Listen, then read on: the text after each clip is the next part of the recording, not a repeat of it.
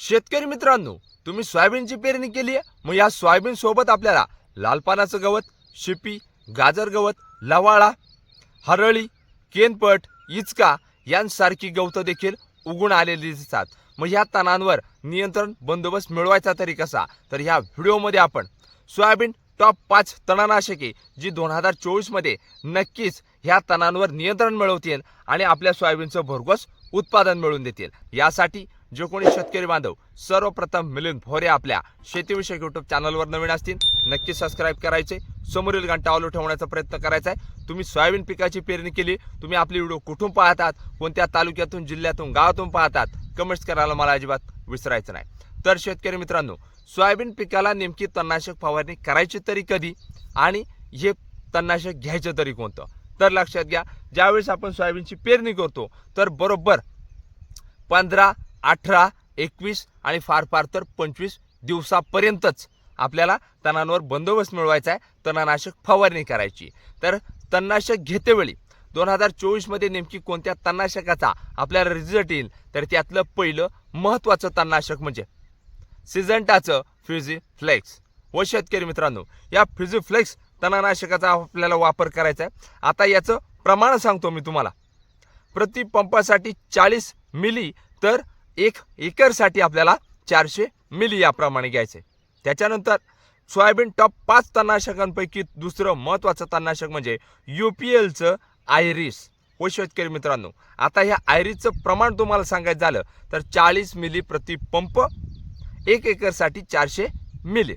त्याच्यानंतर 2024 मध्ये नेमकी कोणत्या तणनाशकाची फवारणी सोयाबीन पिकावर करावी? तर तिसरं महत्त्वाचं तणनाशक म्हणजे क्रिस्टलचं अमोरा. हो शेतकरी मित्रांनो, आता या अमोराचं प्रमाण सांगायचं झालं तर 600 मिली प्रति एकरसाठी, प्रति पंपासाठी 60 मिली.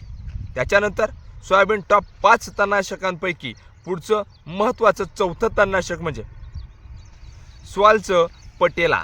व शेतकरी मित्रांनो, याचं देखील प्रमाण 40 मिली प्रति पंपासाठी आहे. त्याच्यानंतर सोयाबीन टॉप 5 तणनाशकांपैकी शेवटचं आणि 5वं महत्त्वाचं तणनाशक म्हणजे आदामाचं शकेत. व शेतकरी मित्रांनो, याची देखील फवारणी आपल्याला करायची आहे. आता याचं प्रमाण सांगायचं झालं तर 60 ते 70 मिली याप्रमाणे प्रति पंपासाठी घेऊन याची आपल्याला फवारणी करणं गरजेचं आहे.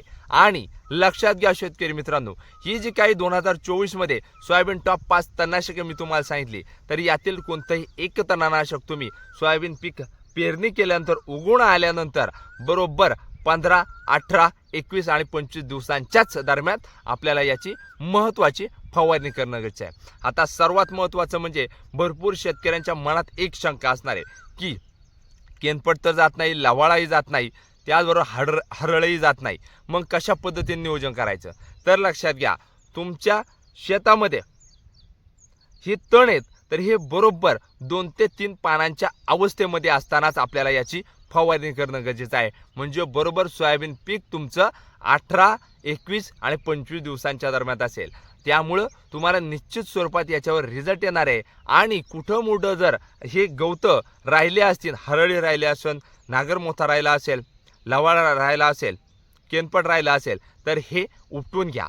आता सर्वात महत्त्वाचं म्हणजे भरपूर शेतकरी म्हणतील की आम्ही ह्या तणनाशकाचा वापर करणार आहे, पण यामुळे स्क्रॉचिंग तर पकडणार नाही ना? तर अजिबात टेन्शन घेऊ नका. नॉर्मल प्रमाणात स्क्रॉचिंग पकडेल, पण तिथून पुढं तुमचं पीक जोमदार अवस्थेतच डेव्हलप होणार आहे. त्यामुळे शेतकरी मित्रांनो, सोयाबीन टॉप 5 तणनाशके 2024 ही जर आपली माहिती तुम्हाला आवडली, ज्या शेतकऱ्यांनी अजून देखील मिलिंद भोर यूट्यूब चॅनलला सबस्क्राईब केलं नसेल नक्की सबस्क्राईब करायचे, समोरील घंटा चालू ठेवण्याचा प्रयत्न करायचा आहे. तुम्ही आपली व्हिडिओ कुठून पाहतात, कोणत्या तालुक्यातून, जिल्ह्यातून, गावातून पाहतात, कमेंट्स करायला मला अजिबात विसरायचं नाही. धन्यवाद.